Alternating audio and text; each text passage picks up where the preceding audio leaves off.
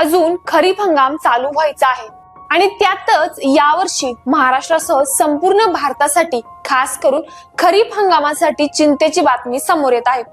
हवामान विभागाने वर्तवलेला हा अंदाज नक्की कशाच्या बेसवर बोलला जात आहे, सविस्तर हवामान अंदाज जाणून घेऊयात आजच्या महत्त्वपूर्ण व्हिडिओमधून।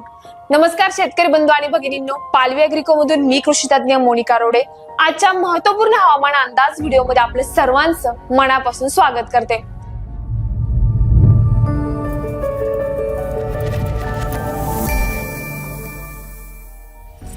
हवामान तज्ञांच्या अंदाजानुसार जून 2026 ते सप्टेंबर 2026 या कालावधीत बहुतांश भागांमध्ये सरासरीपेक्षा कमी पाऊस पडण्याची शक्यता आहे।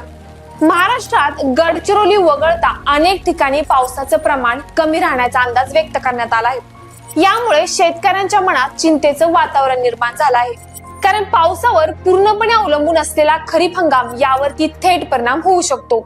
पावसाचे आगमन उशिरा होणं, मध्येच खंड पडणं किंवा अपेक्षेपेक्षा कमी पाऊस होणं यामुळे पेरणी उशिरा होण्याची शक्यता आहे आणि त्याचा परिणाम उत्पादनावरती होऊ शकतो किंवा काही भागांमध्ये यंदाचा पूर्ण खरीप निकामा देखील जाऊ शकतो असा अंदाज वर्तवला जात आहे। मग नक्की हे कशामुळे होतंय सांगते।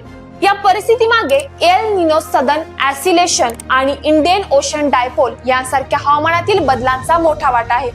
सोबतच यंदाच्या बदलत्या हिमवर्षावामुळे वातावरणातील संतुलन ढासळले असून त्याचा थेट परिणाम मान्सूनवरती होत आहे।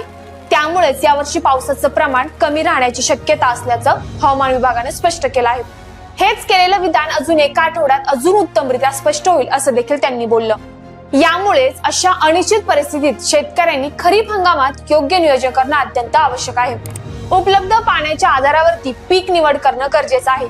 कमी पाण्यात येणारी पिके जसं की बाजरी, ज्वारी, तूर यांसारख्या पिकांचा पर्याय निवडल्यास नुकसान टाळता येऊ शकतं। तसेच ठिबक सिंचन, स्प्रिंकलर यांसारख्या पाण्याची बचत करणाऱ्या पद्धतींचा अवलंब करणं काळाची गरज आहे। शेततळे, जलसंधारण, सेंद्रिय खतांचा वापर यांसारख्या उपाययोजनांमुळे जमिनीची पाणी धारण क्षमता वाढवता येते आणि कमी पावसातही पीक तग धरू शकतं। तर शेतकरी बंधूंनो, आजच्या व्हिडिओमध्ये सांगितलेली माहिती जास्तीत जास्त शेतकऱ्यांना पोहोचवणं अत्यंत आवश्यक आहे। त्यासाठी हा व्हिडिओ आपल्या सर्व शेतकरी बंधूंना पाठवायला विसरू नका।